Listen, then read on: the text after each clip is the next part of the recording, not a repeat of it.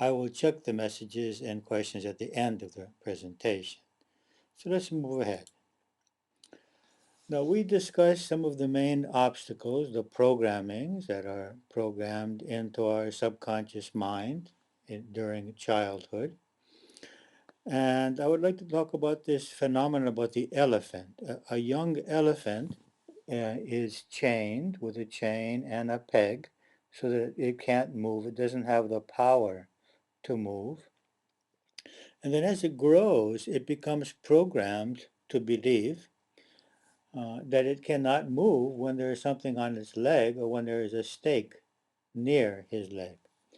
And what happens is that this elephant is so programmed that it undermines its own strength. It could easily move the peg, could move a truck, could move a peg, it could knock down a house or a tree, but it doesn't because it believes it cannot, because it was not able when it was a young elephant.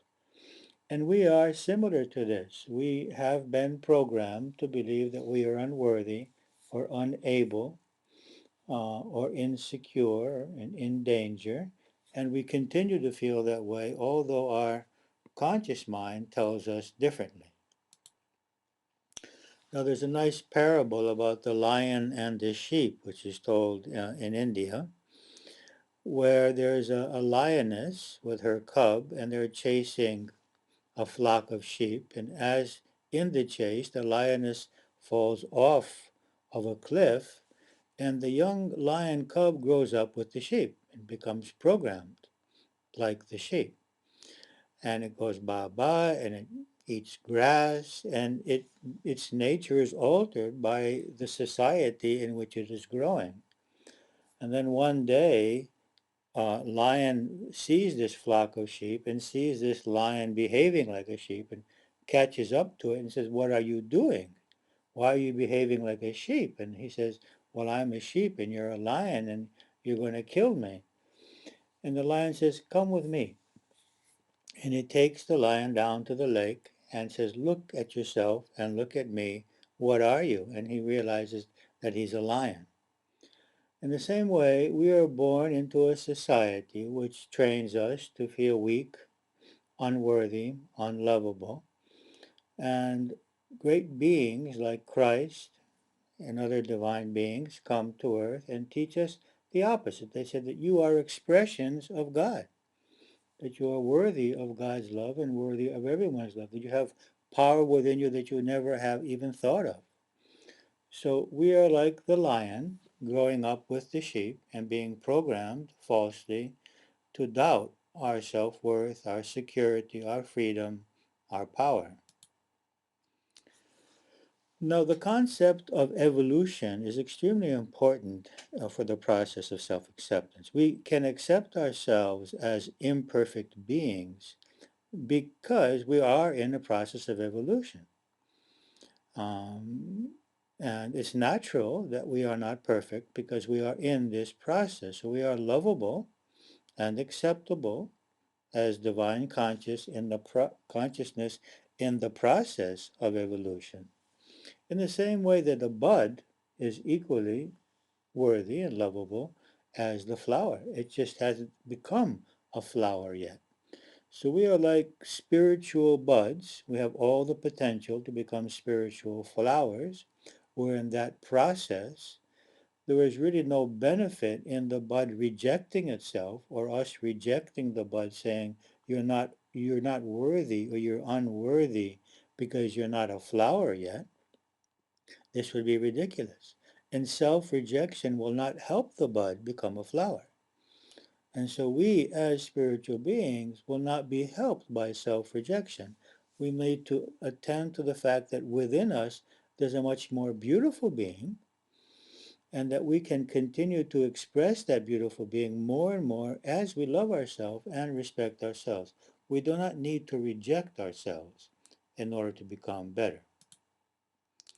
Another concept is the half-finished painting. Now, don't be concerned about the fact that this is a previous American president. It's just the only images that I've found of a progressive painting.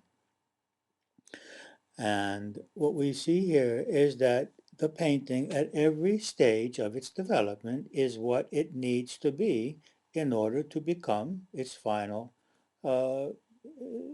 event, the final painting. So we are all like half-finished paintings. We're in the process of perfecting ourselves. We could not be anything else than what we are at this process of a revolutionary process, just as this painting could not be anything else than what it is at each process, and it is perfect for the state of its perfection. So it's perfect as it is in the process of becoming perfected. So we are the perfect expression of ourselves that we could be at this moment. We are not complete. We still are in the process of becoming perfected.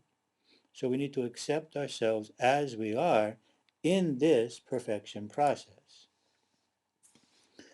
In the same way, a first grader, a young child, is equally worthy of love and respect as the university graduate, as university professor. More knowledge does not make us more lovable, more worthy. Every being, regardless of his amount of knowledge or ability, is equally worthy of love and respect. Often, when we cannot perform, when we cannot succeed, we feel rejection. We may reject others when they are not able to be okay, capable, or to fulfill their responsibilities. We may reject ourselves. We need to think of the two legs of self-acceptance and self-confidence, that someone may have had these legs broken in their childhood. We may have had these legs broken. Others who we tend to reject may have had the legs of self-acceptance and self-confidence broken, and they're not able to perform. They are still divine beings. Of course, we will want to heal our legs of self-acceptance and self-confidence. We will want to encourage others to do the same. But none of us are unworthy when we are not able to achieve. Our worthiness of love and respect are based on our essence and not what we can do or appear, how we appear. Imagine a person in a coma. This person can offer nothing to anyone. They are not able to perform any actions. Their appearance is certainly not beautiful. They are costing perhaps $1,000 or even more dollars a day. Are they equally worthy of love? Of course. But they're not worthy of love because they're doing something for us or because they're able to succeed or run a company or their appearance is good. They're worthy of love because they are divine consciousness in a body. And that makes us respect and love this being and even spend thousands of dollars and hours of time tending to this being, to this consciousness in a body which perhaps cannot even speak or digest or do anything. So the source of our self-worth comes from our divine essence, which is always there, whether we can do things or not, whether we succeed or not, regardless how we compare to others, it's based on our divine essence. Now we're going to look at some positive beliefs and perceptions, which are pretty much the opposite of the beliefs that we spoke about last week, which if you haven't seen, you can see on YouTube. And these positive phrases and perceptions, truths, as far as I'm concerned, can be used in many ways. One way is by written affirmations, and we'll see how that's done. Another is in the deep relaxation with positive projection techniques. We can speak them into a mirror as we look at ourselves. We can use energy psychology to program them into the mind. We can use hemisphere balancing techniques to program into the subconscious. We can use regressions to the inner child in order to relive the past with the truth, and we'll talk about that. And we can express them through art or dance or any creative expression. And we can behave as if we already believe and experience these truths. So, what are these truths? I am worthy of love and respect as I am, regardless of what others believe about me or how they behave to me. No one can diminish our self worth by thinking less of us, by speaking badly to us, or by disrespecting us or criticizing us. It's it's a divine we are divine essence. We are divine consciousness in a physical body, and that is where our self worth is based. No one can change that. My self worth is independent of how I compare with others. So we are all unique and equally worthy regardless of our differences. So we need to cease comparing ourselves. We're always going to find someone who is doing something better than we are, and of course, many people doing things with less ability and less success than we are. And it's a shame to create all of this feeling of separation and to feel more or less worthy, higher or lower, when this is all an illusion. Our self worth has nothing to do with how we compare to others, and others' self worth has nothing to do with how they compare to us. My self worth is based on my essence and is totally independent of external factors such as intelligence, wealth, appearance, abilities, our success, our professional position, my children's success. Many of us seek self worth through others, through our children or through our spouse, our friends, or people that we know, as if we are more worthy if we are connected to people that are who are doing well.